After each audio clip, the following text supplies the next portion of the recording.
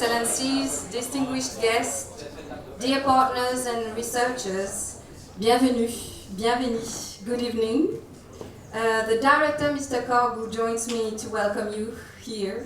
Indeed, it is with immense pride and deep gratitude that we welcome you today to the Nelson Mandela Center for African Culture for this evening of commemoration and reflection. We gather in this historically significant place to mark two fundamental anniversaries: the 190th anniversary of the abolition of slavery in Mauritius and the 30th anniversary of the UNESCO Slavery Project. We are honored by the presence of UNESCO delegates, members of the diplomatic corps, our partners and researchers who dedicate their work to the recognition and transmission of our historical and cultural heritage. Tonight, we focus on a crucial theme: Femmes Creoles and the legacy of slavery in Mauritius.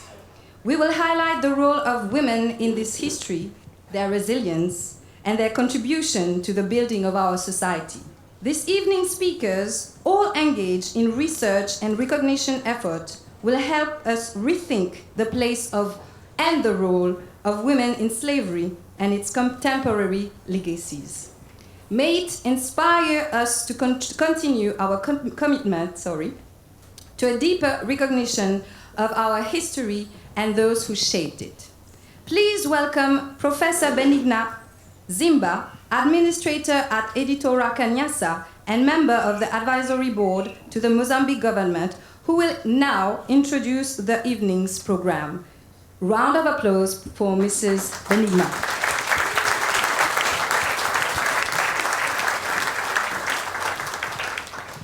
Merci beaucoup. Thank you very much.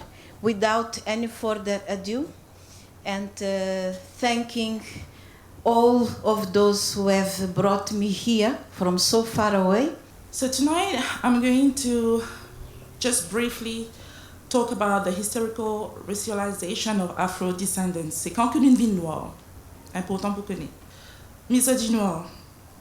What is misogynoir in the past and what is it today? Impacts on the black gendered body.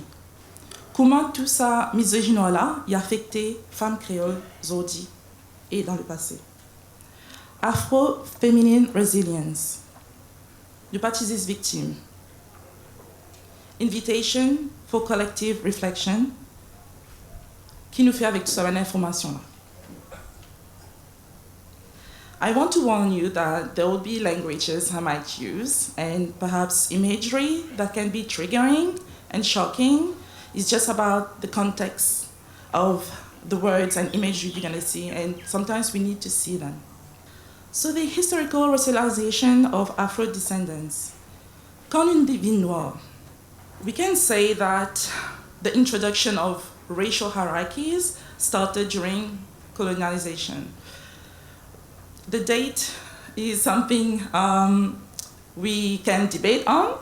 I was talking to my colleague, Joël Edouard, who specialized on the Dutch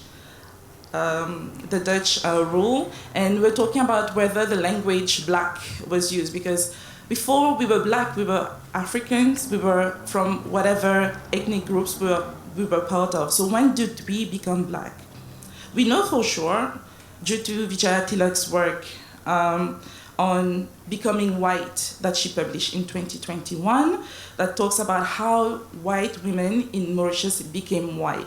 That was during enslavement. It was a question of gaining status to differentiate themselves from the others.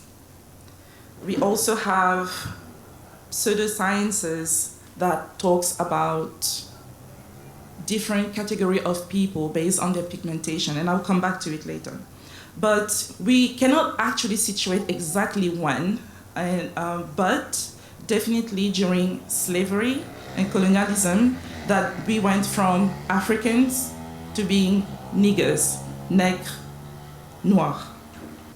But we cannot just focus on slavery, because as some colleagues said earlier, there were African endangered laborers as well, and they have descendants today. And the descendants are also considered as black today. So this is, on the screen, there's Yawaneka, which was one of the women who came from India. She was black, I believe, from Sidi, if I'm not mistaken, yes. And the history of the city was in the 7th century. They were taken by the Arabs from the Bantu region and sent to India as enslaved people. And then later on, they were actually brought in the Indian Ocean as enslaved people. This is quite the story. And they are, and some claim as indentured laborers as well. So that's very important part to know, that it's not just slave people, it was not just enslaved people, black people were not just enslaved, they were also brought as indentured, but with slavery history as well. Now I'm going to talk about misogynoir. This is a term that's very American-centric, but it is relevant to Mauritius. And I'll explain to you what it means, what it meant in the past, and what it means today, to see whether there is a link, because we're talking about legacies of the past. The definition of misogynoir, based on the Oxford Dictionary, is the hatred of and aversion to or prejudice against black women. Basically, anything that situates black women as inferior, as not just as women, but also as black people. So it's the intersection of that racism between that racism that is heavily gendered. Et en créole, de trouver, c'est rabaissement et violence contre femmes noires. Prochain slide, prenez une image qui est capable triggering, donc warning again. So in the past, we had those imagery, we're looking at the global context, right? In the 19th century, we had, in America, it was the Jim Crow America, and there's the minstrel show, some of you might know, but not just in America, also in France. There was some, in Europe, there was some imagery of the black body, especially the female black body, that was heavily caricatured. Always you'll have the exaggerated lips, very disproportionate shapes, because the idea was to project the black women as being unattractive. That was how it was in the past. How is it in the present? Very often, when there are black women in high positions, wherever they are, whether in France, I talk about France a lot because I lived in France a lot, whether in Europe, in America, or in other parts of the world, black women are always caricatured as less feminine and very much placed next to a white woman, for example, where her image of hyper-femininity would be used as a contrast to the black woman. In the past, we also used to present the black female body as heavily sexual, whether in photography, whether in reports of historians, anthropologists, whether in sculptures, in arts, always seen as the Jezebel. I don't know if it's a term you've heard. Heavily sexual, very sexually promiscuous, and always angry, and always diminishing the black man, which on the same time is an attack on the black masculinity, but that's a discussion for another time. It has not changed much. Some of you may know the person in this imagery, that's Christiane Taubira, who was a very prominent black, who is very prominent black French politician, and she was always caricatured using the same aesthetics of the minstrel show, and always seen as dangerous, angry. What about Mauritian context? What are the imagery of the black women in Mauritius? Anyone knows, anyone recognize this image? No? What was it? Antoine Clelet. That was the very first time there was a lead role of a black woman on our TV. And what was her role? She was sexually promiscuous. She was beating her husband. She was aggressive. She was angry. What has changed? All these attitudes does have an impact on the woman, because there's ideas, there's concepts. Okay, people are just drawing, it doesn't hurt you. People are just saying this, they don't hurt you. They're just thinking, it doesn't hurt you, but it actually does have an impact. These attitudes at the time did contribute to justify lots of many forms of violence on the Black female body, including forced labor, sexual exploitation that some of my colleagues talked about earlier, Elodie, Volsi, physical violence, violence against their motherhood, and reproductive autonomy. And today, still having different types of manifestations of these impacts in terms of exploitation of labor. Very often, Creole women are in jobs that are quite exploitative, and not saying that Creole women are only working as domestics, or which are very, very honorable jobs, but they're often in position because of how our socio-political landscape is shaped.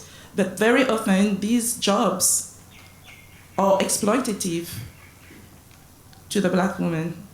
Sexual harassment and objectification. Lots of interviews I've done with young Black women we're talking about clothes. Why do you wear these clothes? It goes back to sexual harassment and objectification.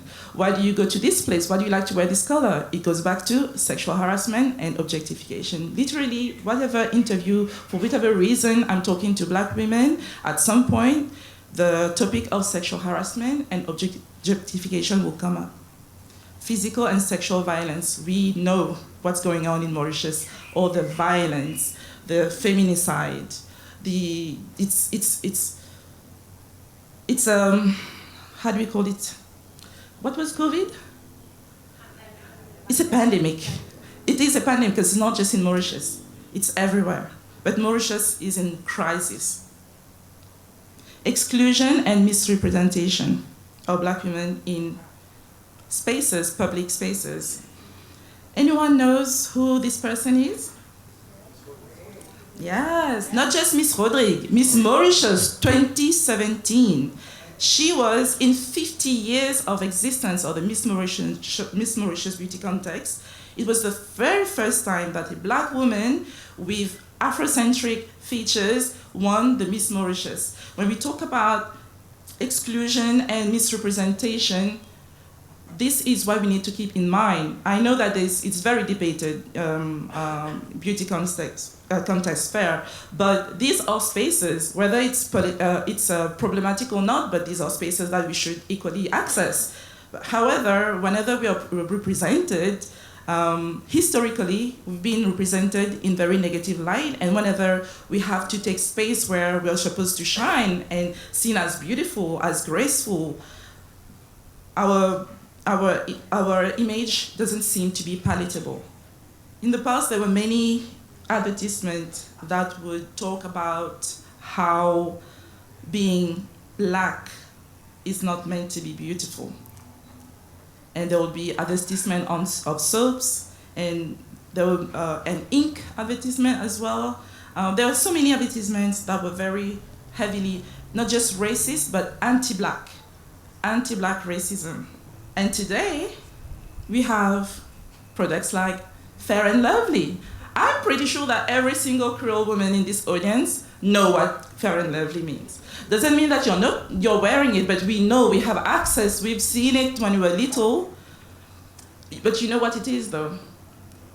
That's what I'm saying. Everybody knows, every Creole woman knows what Fair and Lovely is. Fair and lovely.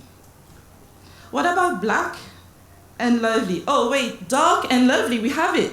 But it's about straightening our hair.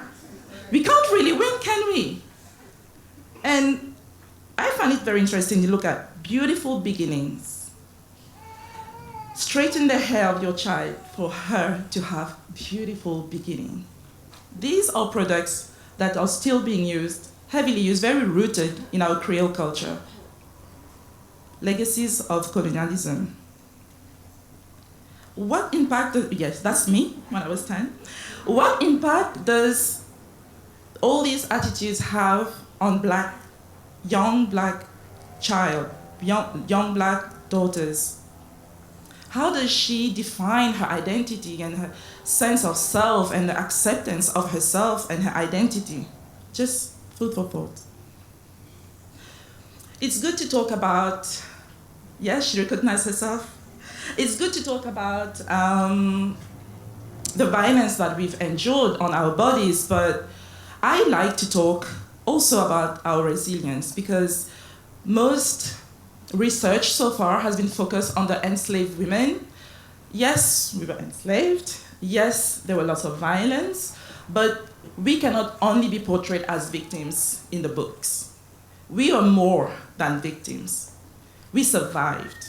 And it's important for us to talk about how we survived. So many researchers talk about how black women, whether in different post-slavery colonies, have used their bodies as a form of resistance and resistance against the patriarchy and against the colonialism, both at the same time. One of the examples that we Mauritians have used our bodies was to dance the Sega. When we were not allowed to go and dance the Sega by the Catholic Church, the women were like sneaking away, meeting their boyfriends very often, and dancing the Sega and telling their stories. My body, my dance, my choice.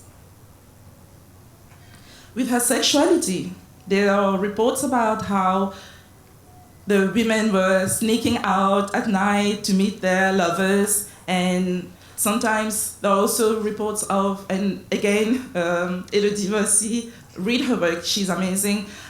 She's working on how the enslaved women used her body and her to attract the affection of men, of the enslavers, to then gain freedom. So the black women were very, very creative.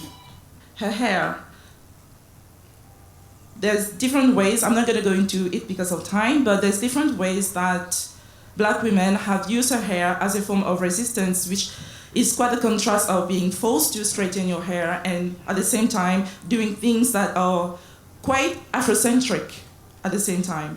So these are images that I have collected during past research and the different ways Creole women do their hair over the last 60 years. But also her clothes. And that's very important because clothes is part of the embodiment.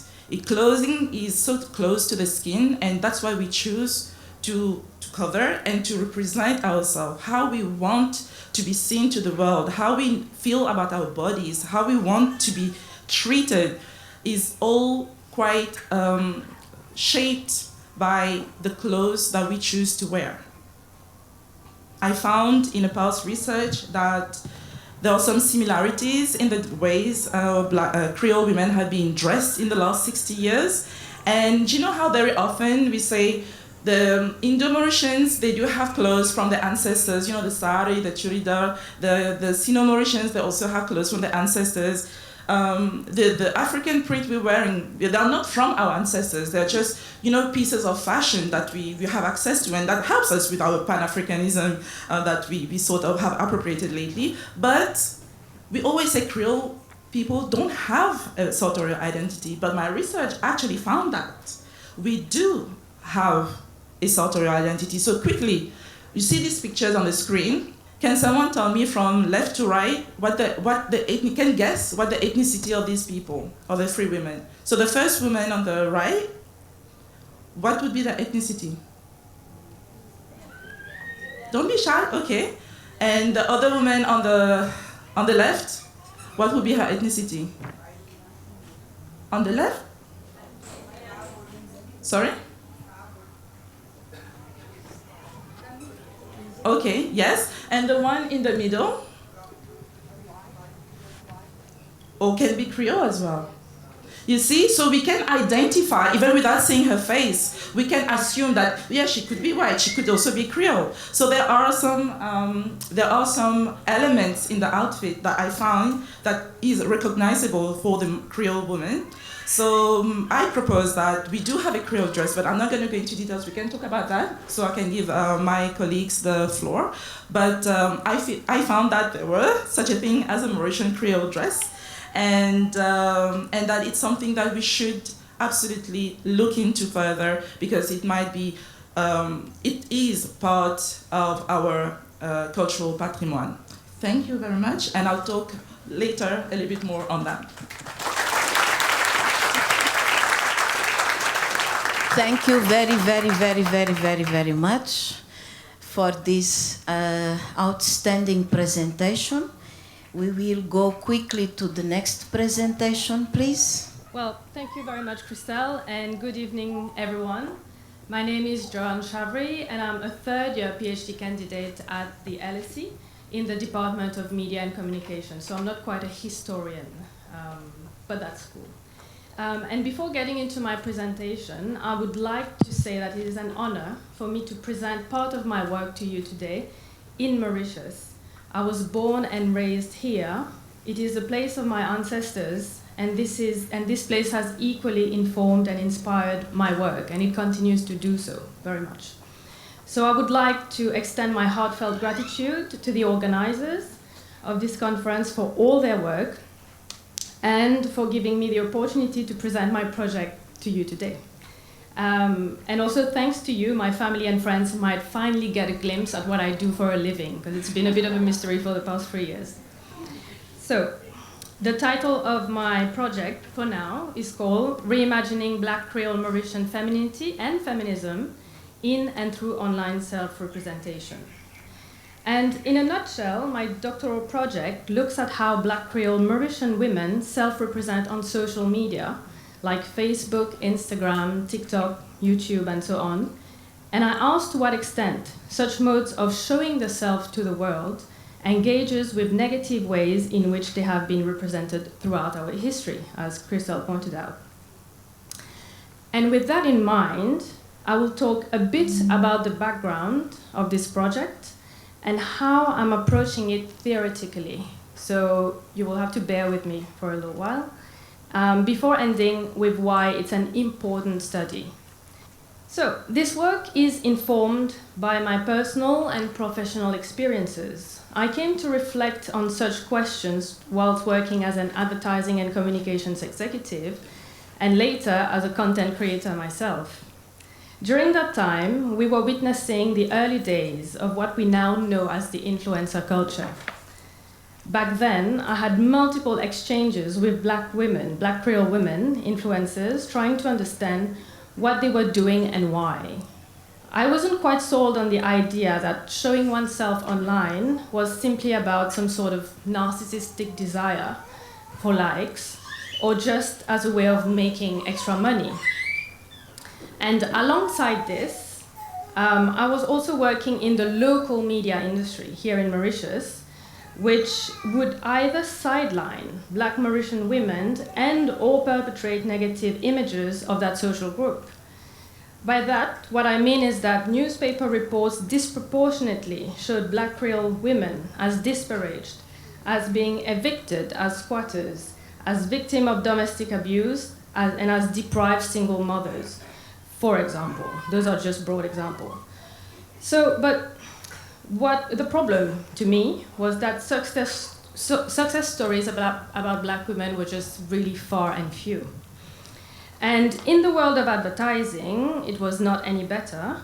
We used to have clients, I used to have clients, who didn't think that Black women were their so-called target market and did not want them to be associated with their brands altogether. With that, I saw two sides of a story, deux salles, deux ambiances, if you will. On one hand, there was a certain villainization of Black Creole womanhood in mainstream media, and on the other, a new positive, dignified image of Black women on social media, in which I participated myself. This is when I started wondering if there was something deeper, perhaps more complex, more political to it. Something more than just chasing likes. And even if it was just for the likes, what did those likes mean to Black Mauritian women showing themselves online? And I wondered, what do Black Mauritian women say about themselves when they can turn to social media and circumvent traditional media altogether? I wondered what sort of Black Mauritian feminine subjects were being constituted in and through the practice itself of online representation, self-representation. And importantly, how did they make sense of the practice itself?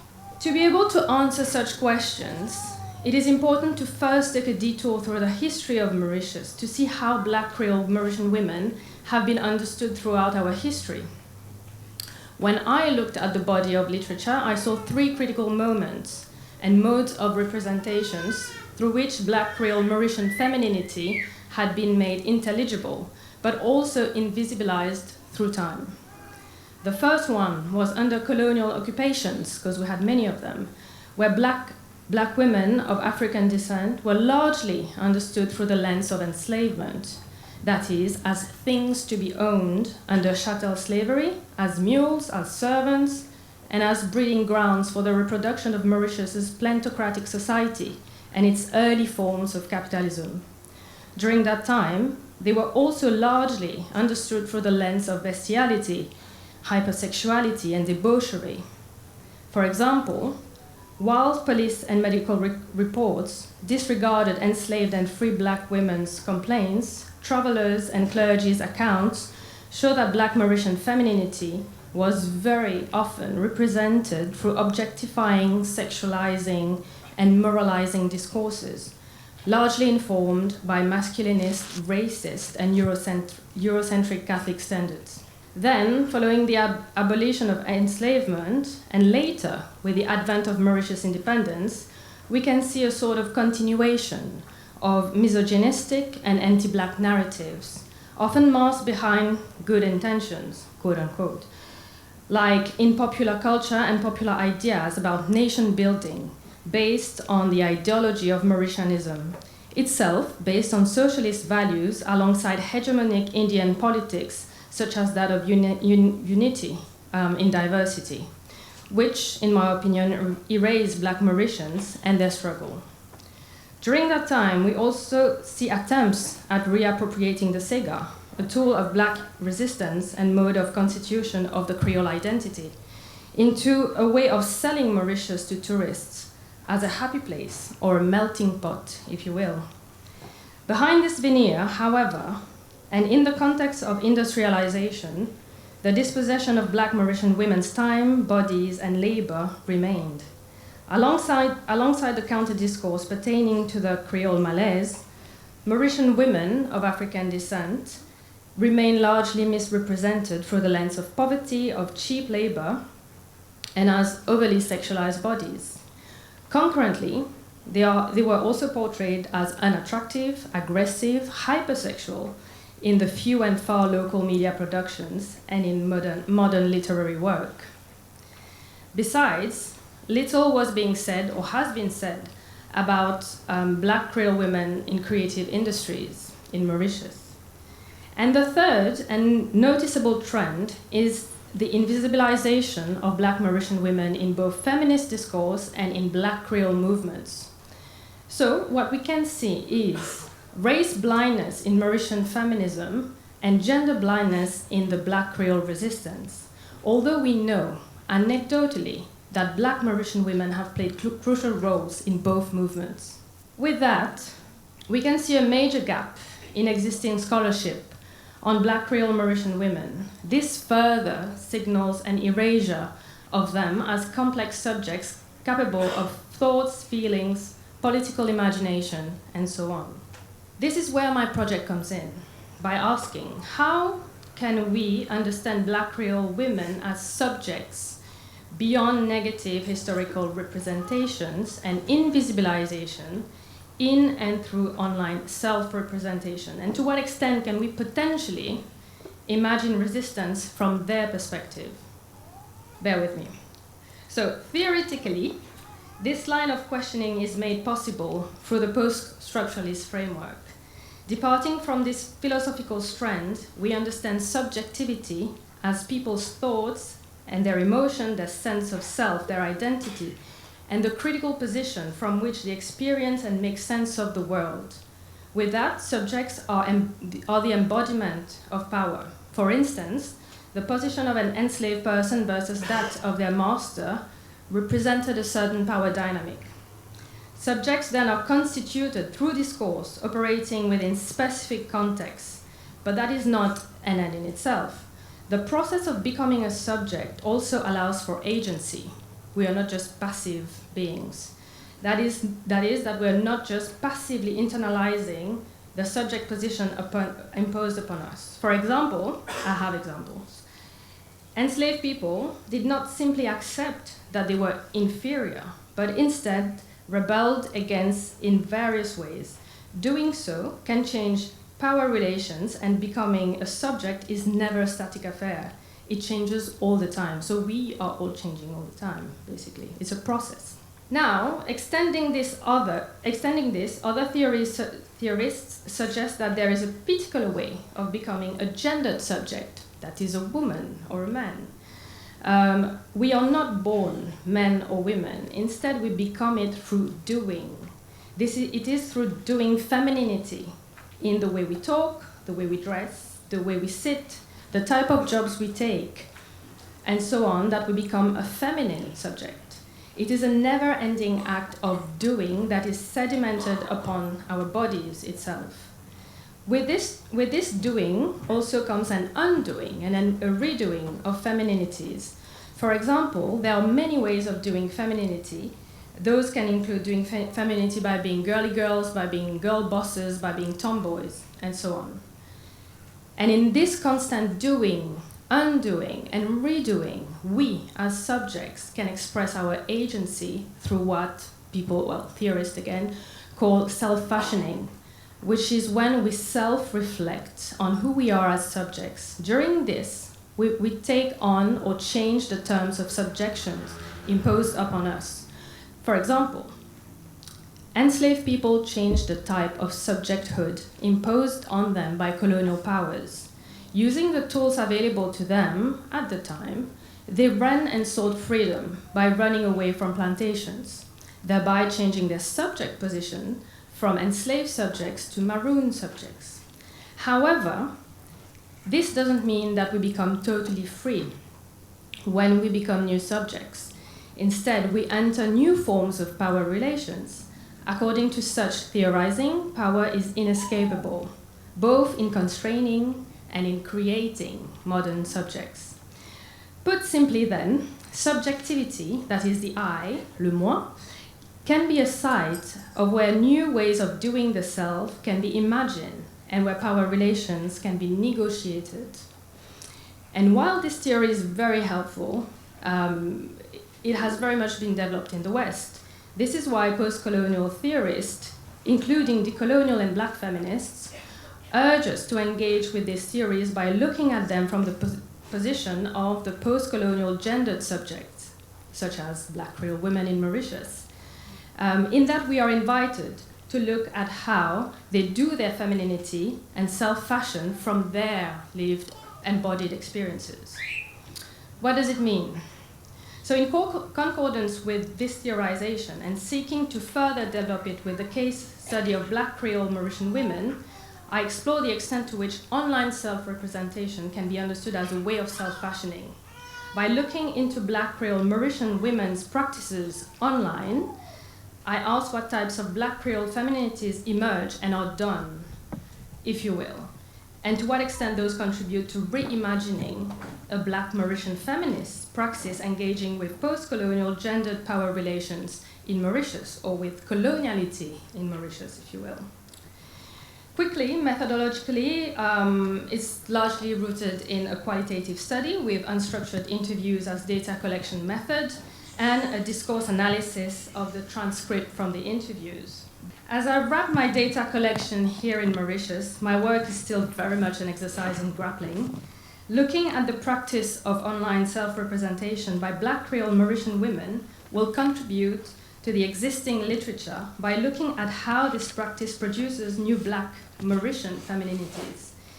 In doing so, not only will my work contribute to existing literature by addressing the notable absence of Black Mauritian women in scholarship, but it will also allow us to take seriously the question of Black feminine agency, resistance, and aliveness in the afterlives of enslavement in the Indian Ocean worlds, which remains incomplete without the perspective of Black Creole Mauritian women as complex, social, tech-savvy political subjects.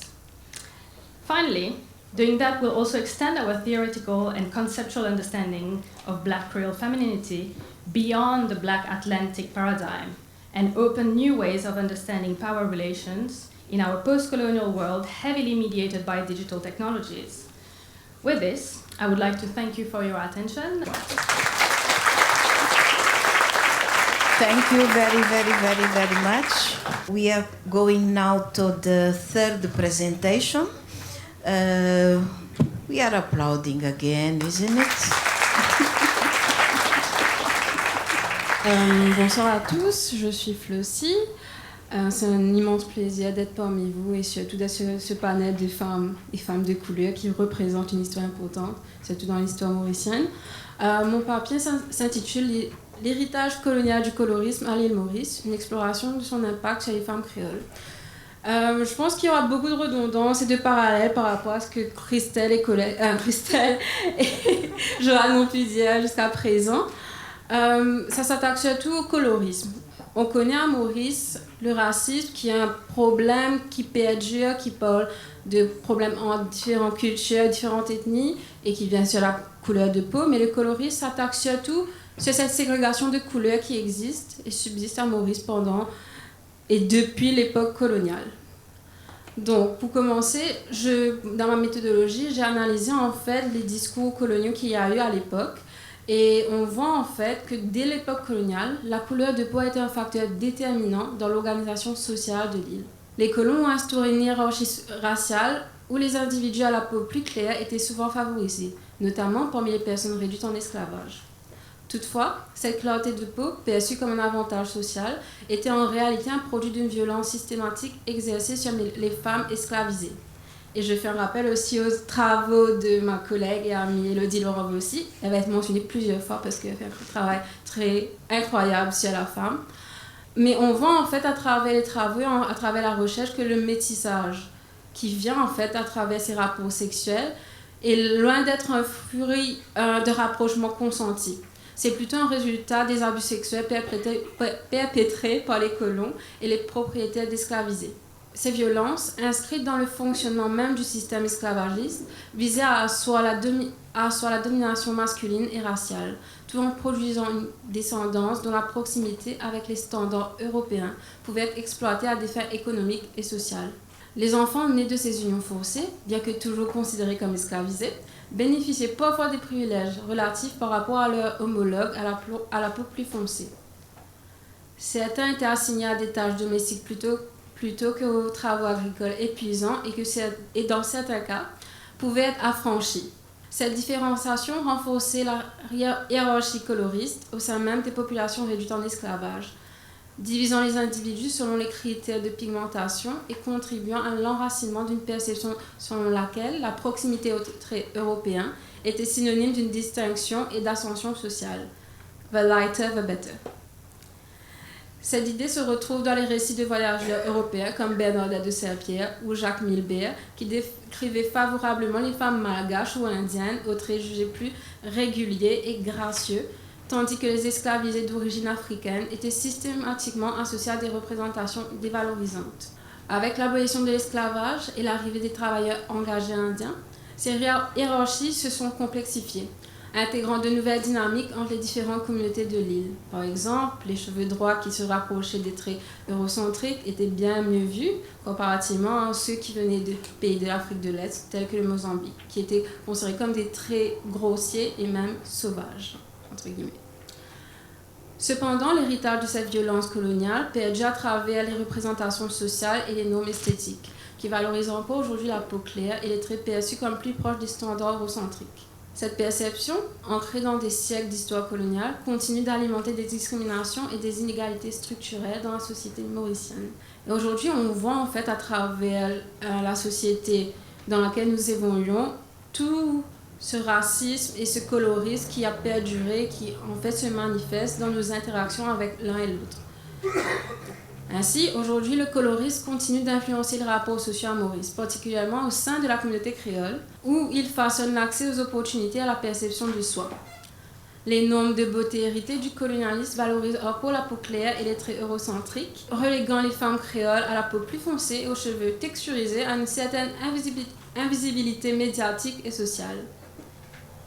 Dans le monde du travail, ces biais coloristes persistent, favorisant celles dont le phénotype correspond au standard dominant, eurocentrique, tandis que les autres doivent faire face à des stéréotypes négatifs qui limitent leur ascension sociale.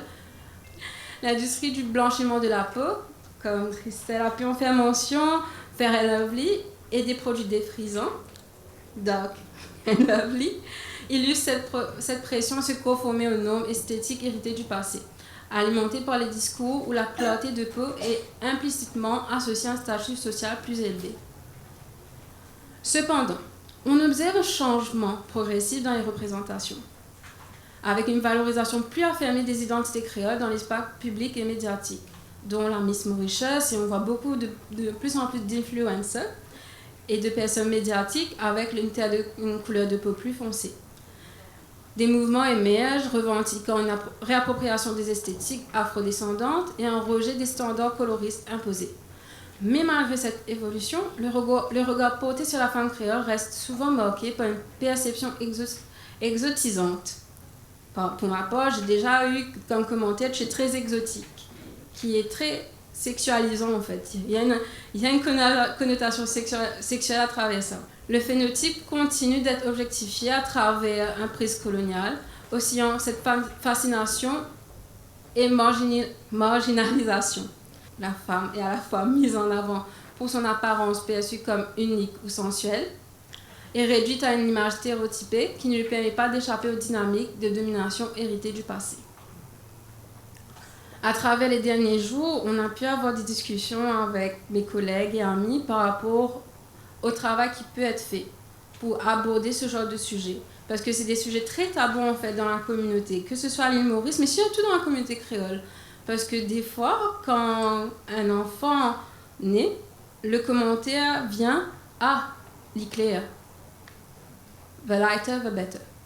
Pour lutter contre le colorisme à Maurice, plusieurs mesures peuvent être envisagées.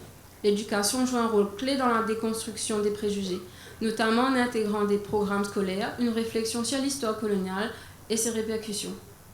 Les médias ont également une responsabilité dans la promotion d'une diversité plus représentative des réalités mauriciennes.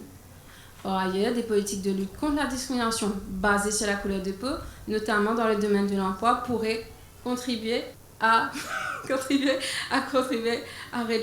ces inégalités. Ainsi, le colorisme à Maurice ne peut être compris sans une analyse de ses racines coloniales et de la manière dont il continue d'influencer les dynamiques sociales contemporaines.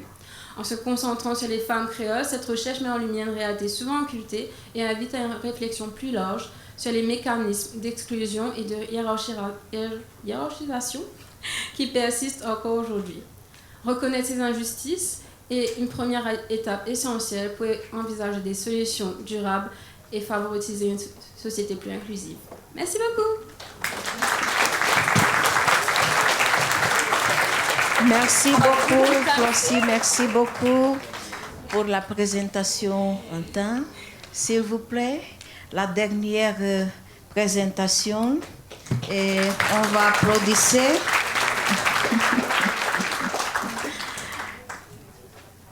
Alors, je commence comme ça pour dire qu'il est vraiment reconnaissant, qu'il me là sa magnifique panel de femmes dans sa lieu magnifique et sa lieu symbolique pour cet événement-là.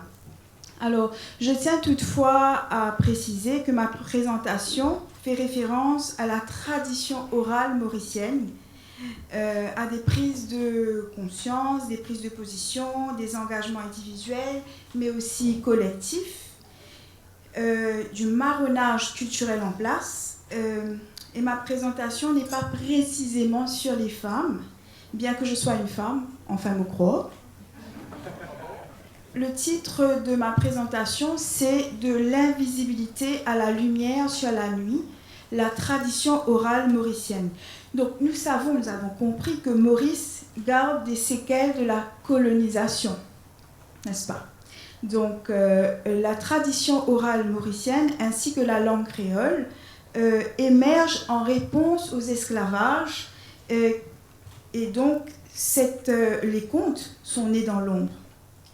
Dans cette analyse, donc, je vais me référer principalement au patrimoine oral mauricien récolté par Charles Bessac, le pionnier qui a récolté ce trésor patrimonial au XIXe siècle, à la fin du XIXe siècle, et à la tradition orale mauricienne dans son ensemble. Je vais ensuite orienter mon attention sur le peuple d'esclavés et leurs descendants qui sont directement liés à ce patrimoine. Je mettrai aussi en évidence l'oralité à travers l'art du spectacle. Parce que savoir que la performance, donc le spectacle, la création également sont des sujets qui m'intéressent. Le rôle des acteurs du conte, mais aussi des éléments qui mènent à l'invisibilisation de cette pratique ancestrale. Ensuite, j'essaierai de reconsidérer l'hétérogénéité des identités postcoloniales et décoloniales par le biais de la recherche interdisciplinaire, comme le proposent les Cultural Studies, et j'espère contribuer à enlever le voile qui invisibilise ce patrimoine oral, le mode d'expression des opprimés. Alors, un vite survol de la tradition orale mauricienne. Quand on parle de tradition orale mauricienne, on parle de contes. Ici à Maurice, si Maudit à Sirandane, qui se dit? Ça public là, bien timide. Hein? Si Maudit à Sirandane, qui se dit? Sans pec. Les invités, donc c'est it's kind of riddle if you want. When I say Sirandane, you say sans pec. Sirandane. Bien bon. Alors, grâce à la publication de Folklore de l'île Maurice, mais aussi un texte antérieur publié en 1880, qui est le patois du créole mauricien, Charles Bessac, qui est pourtant lui-même descendant de colons français, enseignant de français, il va s'intéresser à ce qu'il va appeler la littérature noire de l'île Maurice. Et dans la préface de Folklore de l'île Maurice, il va évoquer le génie créole, en faisant mention des conteurs qu'il consulte dans le but de collecter des contes. Il va citer deux conteurs, Palindore et Matélésie. Mais c'est vrai que c'est une question que je n'ai pas traitée dans le papier, mais je voudrais signaler que dans sa préface, quand il parle de Palindore et de Matélésie, il va surtout axer son attention sur Palindore. Nous n'aurons pas de vraie référence à ce que fait la Nénène, à ce que fait Matélésie. Donc ça rejoint un petit peu peut-être ce qui a été dit avant. Alors dans ces contes, nous avons tendance à voir ces contes comme des histoires liées, des histoires zarcos, des histoires tortillées. Nous trouvons ça, des pas des animaux, en fait, ça va plus que ça. En fait, ça fait référence à une réalité coloniale quand même, une réalité coloniale choquante, dure et parfois dramatiquement drôle. Vers la fin du XXe et début XXIe siècle, tout comme Bessac, nous aurons Marcel Poinen, Sarojini Sinivasen, qui vont collecter des contes de Fanfan, Louis-Gabriel Joseph, dans un recueil qui s'appelle Fanfan se van plus de les histoires. Donc c'est vraiment un livre intéressant dans lequel vous pourrez trouver ces contes de Fanfan. Même si le collectage permet de conserver les textes et les mots du conteur, on est d'accord de dire qu'un spectacle de conte est vivant, hein, c'est interactif et c'est vraiment ce spectacle vivant qui donne beaucoup plus de poids à cette parole de conteur. Dans ses contes, Fanfan, il dénonçait l'abus des puissants. Ban, qui faire, dominer. Et j'ai envie de juste vous citer un conte de Fanfan que j'aime beaucoup qui s'appelle Histoires Sankor avec Vincent. Donc il commence par depuis génération en génération, Dimoun qui tirait cela par contre affaires communales. Donc depuis des générations en génération, les gens qui vivaient ici ne connaissaient pas un mal d'ici, hein, le communalisme. Il existe aussi des ONG comme le groupe ABBA qui militent pour sauvegarder la culture locale. Et donc j'ai vraiment aimé un propos de Bruno Jean-François qui va partager, en fait il était là pour le lancement d'un livre documentaire autour d'une comédie musicale qui s'appelle Tisan Also with Frères. Il nous dit que les enfants qui apprennent, qui reprennent ce goût d'écouter les petites histoires, et c'est ça même qui nous réunit aujourd'hui. Aujourd'hui, avec, c'est vrai, le digital, les autres plateformes, on a tendance à perdre les enfants, et c'est vrai qu'en les ramenant dans ces comptes-là, il y a tellement de richesses que nous pouvons gagner. Entre visibilité maintenant et invisibilité. Donc, il est essentiel de mettre en lumière l'ambiguïté chez Bessac, tout comme l'ont fait Arnaud Corporan ou Jean-Philippe Wadblet. Donc, Bessac s'intéresse paradoxalement à la langue du peuple noir et ses traditions. Et il va d'abord nommer son ouvrage La littérature noire de l'île Maurice, avant de le nommer Folklore de l'île Maurice, en sachant qu'à cette époque, le terme littérature faisait essentiellement référence aux œuvres écrites. Mais il est aussi puriste et ethnocentrique dans ses analyses. Il considère, je cite, la population noire comme étant inférieure, race inférieure, et à cause de ses a priori sur la langue et la culture, je cite, de ce peuple d'enfants, la tradition orale mauricienne qu'il veut rendre visible en publiant son texte est présentée comme étant exotique et déformée. Ce que j'ai envie de dire, c'est que vraiment, c'est vrai que j'avais écrit quelque chose de plus long, mais c'est que cette recherche universitaire autour du patrimoine oral qui m'intéresse particulièrement, étant moi-même porteuse de tradition, qu'elle puisse dépasser cette recherche universitaire et atteindre les gens, ceux qui n'auront pas forcément accès et qui n'auront pas peut-être le temps d'aller à l'université. Et nous avons dans la salle, par exemple, Raphaël Audibert, qui a travaillé sur un ouvrage assez inspirant, en s'inspirant de la recherche d'Amédée Nagapen, qui a tenté de vulgariser le marronnage, l'accès à cette connaissance. J'ai envie de poser une question et terminer. La colonisation était-ce une histoire terminée? La persévérance, je pense qu'on doit continuer à persévérer. La résistance, la résilience, mais aussi le travail, l'intelligence, l'éloquence et la créativité de nous qui sommes là, doit perdurer, doit continuer. Et l'art de compter, la connaissance du peuple, venue du peuple, il est souhaitable de rendre cela visible. Et je ne suis pas historienne, mais il est important de rendre visible ces contre-archives. Merci. Merci infiniment. Merci infiniment. Très belle présentation. On va applaudir encore.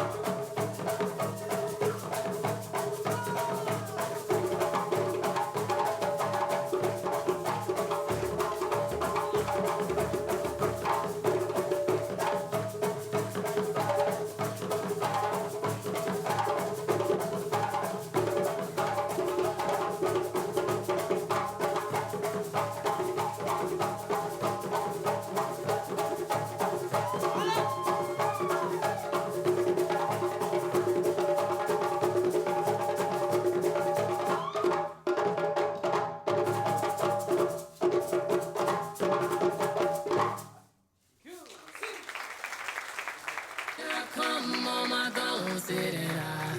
Follow my parade, oh, black parade.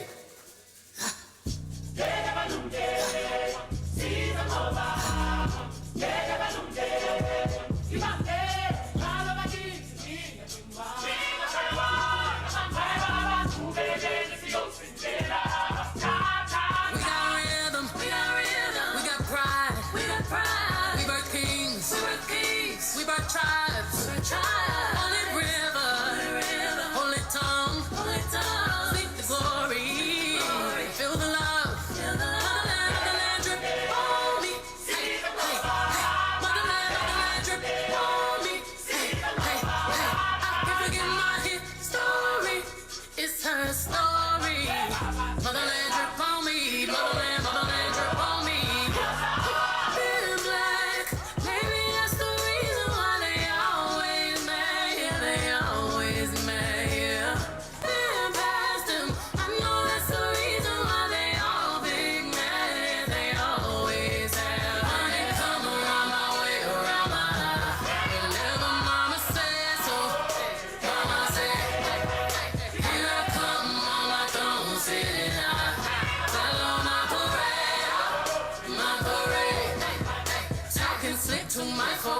Nip that lip like pork.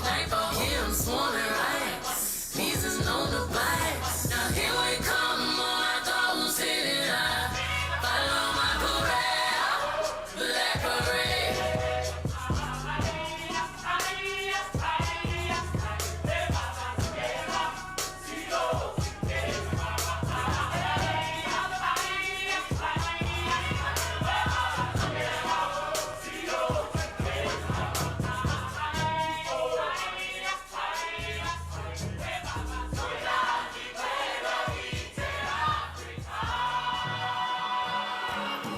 Ladies and gentlemen, honored guests and fellow lovers of African heritage.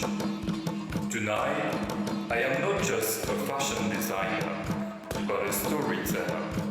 Someone who incorporates the rich, intricate history of our African roots into fabric, shapes, and style.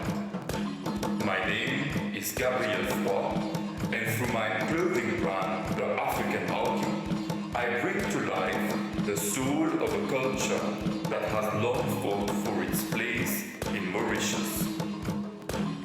Tonight, as we celebrate fashion at the Nelson Mandela Center for African Arts and Culture, we are not only displaying garments, we are reclaiming stories, reviving identities, and honoring the resilience of our ancestors.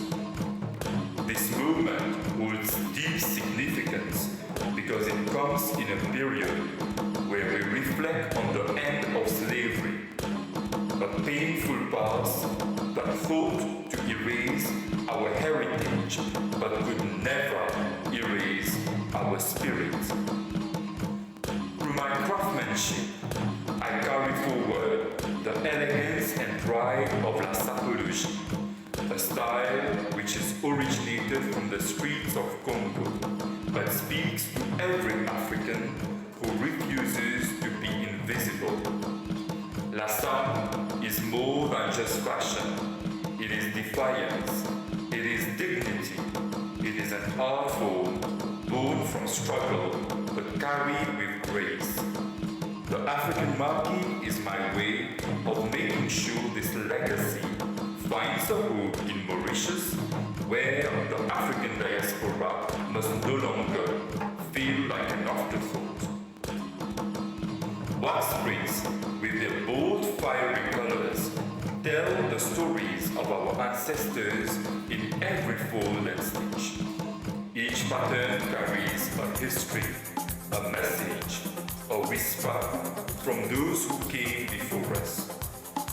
The tribal black and white motifs used in the outfits represent the contrast between oppression and freedom, between the past and the future, between those who tried to silence us and the voices that rise today. cowrie shells that you see as accessories on the models were used as currency in traditional African culture. Cowrie shells also symbolize femininity and womanhood in the Mende culture. To wear African fashion is to wear our history with pride. It is a declaration that we are here, we exist, and we are magnificent. For too long, our culture has been overlooked in the mainstream, but through the African marquee, we ensure that African identity does not just survive in Mauritius, it thrives. Tonight, we do not simply walk the runway, we march with our head high, our roots deep, and our legacy shining in every garment we present. This is more than just fashion, this is liberation.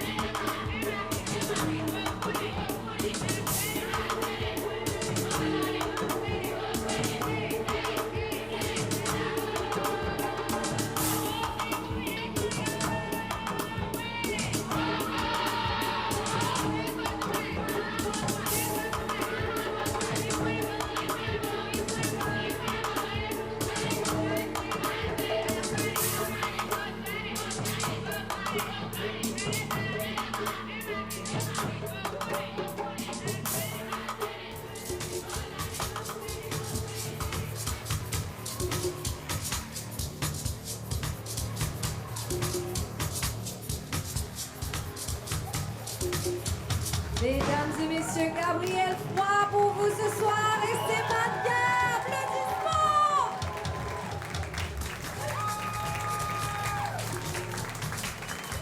Gabriel Froid qui fête avec The African Monarchy 5 ans d'existence. Donc, un magnifique show ce soir, d'une grande qualité d'ailleurs. Un big applause pour nos mannequins.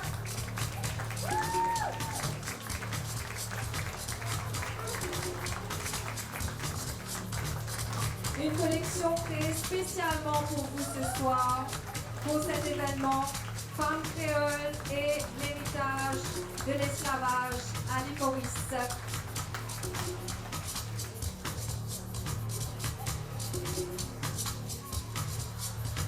Une petite photo de famille, Gabriel Froid, encore une fois, applaudissez le travail, des mois de travail que vous